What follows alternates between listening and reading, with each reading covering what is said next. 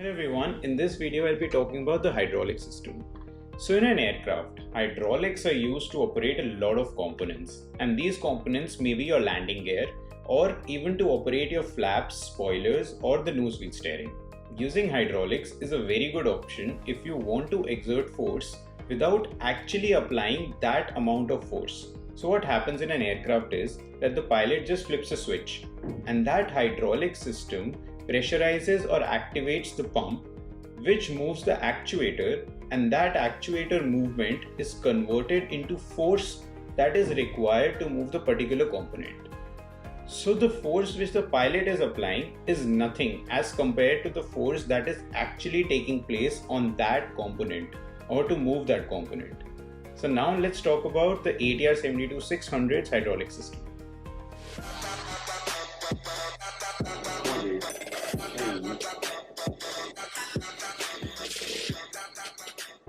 In the ATR 72-600, there are two hydraulic systems, which are the blue and the green systems. These systems are independent of each other and can work together at the same time. The common reservoir is located in the hydraulic bay, which is in the left landing gear fairing area, and this is a non-pressurized zone. The total capacity of the hydraulic reservoir is 9.6 liters. The normal filling level is 9.3 liters and the minimum filling level is 8.5 liters. There are two different compartments for the blue and the green systems, and this is done so that if there's a leak in one of the systems like this, the other system can still be used as it would have a separate tank. So if there's a leak in the green system, we can still use the blue system and power up these components. Both systems have a low quantity warning and the fluid quantity can be read from the gauge on the tank. The fluid low level alert comes up if the level of fluid in any of the compartments is less than 2.5 liters. The blue system powers the nose wheel steering, the flaps, the spoilers and the propeller brake. In addition, the blue system also supplies to the parking and the emergency brakes. The green system supplies the landing gear system and the normal brakes. There is a cross-feed valve which can allow one system to pressurize the other system's components in case of any fault.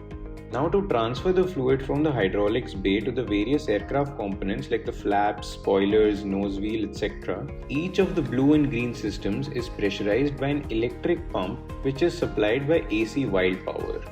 So this is one AC wild pump and this is the other AC wild pump.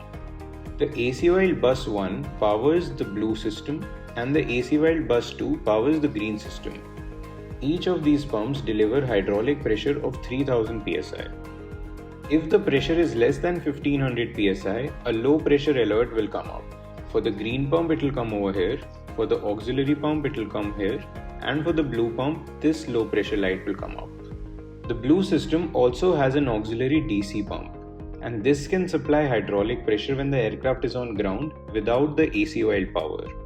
The auxiliary pump is powered by the DC electrical system. It has two modes, the automatic and the manual. The auxiliary pump runs automatically when the blue system pressure drops below 1500 psi, when the propeller brake is off, when the landing gear lever is selected down, and when at least one engine is running. The auxiliary pump also delivers 3000 psi, but since it's a small pump, it only produces around a third of the output, and thus the cross-feed should not be used when operating the auxiliary DC pump. Now to turn the auxiliary pump manually, we need to press the auxiliary pump pedestal push button, which is over here on the left side of the central pedestal. Looks like this. The auxiliary pump is powered by the DC bus 2 when operated automatically, and when you use the push button to manually turn the auxiliary pump on, it is powered by the hot main battery bus. So the manual operation is available even when the aircraft's battery switch is off, since it is powered by the hot battery bus. Now by pressing the pedestal push button, the auxiliary hydraulic pump will run for 30 seconds and it powers the blue hydraulic system. The manual operation of the auxiliary pump is not recommended in flight. It can only be used during ditching or forced landings. On ground it is used for propeller brake engagement and disengagement as the propeller is not rotating. Each system contains an accumulator for controlling pressure surges and pump fluctuations. and upstream of each accumulator, a pressure transmitter is installed. And these pressure transmitters gives us the pressure value of the blue, green, emergency and parking brake systems. When the systems are pressurized, the pressure value should read 3000 psi. And when the systems are unpressurized, the gauges should display 1500 psi, which is the nitrogen pre-charge pressure. All pumps have low pressure and overheat switches as well. The overheat warning comes up if the temperature goes above 121 degrees Celsius. During a system overheat situation, we are supposed to turn the corresponding pump off and use the crossfeed. We use the crossfeed so that the other pump can supply to the affected pump. And once the overheat light has gone, that means once the pump has cooled down, we can again turn the corresponding pump on. Check valves are also equipped at the systems to avoid any backflow of the fluid. The emergency and the parking brakes have their own accumulator and check valve to isolate their system and maintain 3000 psi for operating the emergency brakes in case the blue system fails. The brake accumulator can supply at least 6 parking brake applications in case of full hydraulic failure. During a single application, 500 psi pressure is needed by emergency brakes. Now if the blue system is available, we can use unlimited number of emergency brake applications. But when the blue system is out, we can only apply it around 6 times.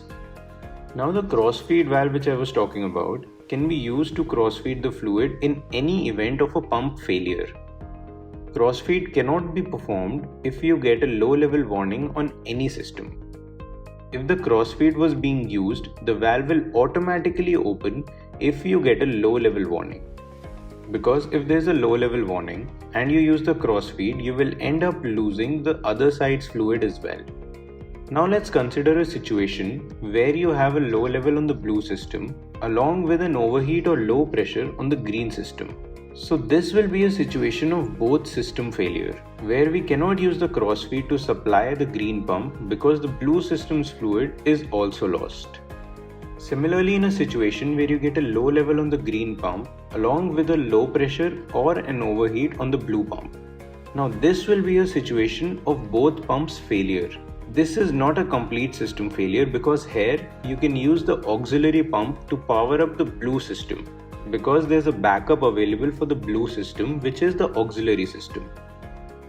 Now let's talk about the hydraulic power panel, which is also on the overhead panel. The systems powered by each hydraulic system is listed over here. So for the blue pump, we have the emergency brakes, spoilers, flaps, propeller braking and nose wheel steering. For the green pump, we have normal braking and landing gear operation. This push button over here is used to turn off the blue pump in case of a low pressure, overheat or a low level situation.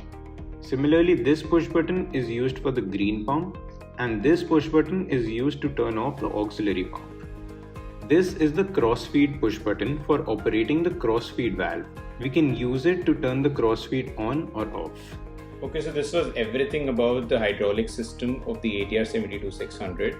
It's not a very big system, but it's a very important system. I hope these quick notes will help you in some way or the other, and I'll see you in the next video, which will be about the pneumatic systems. Thank you for watching.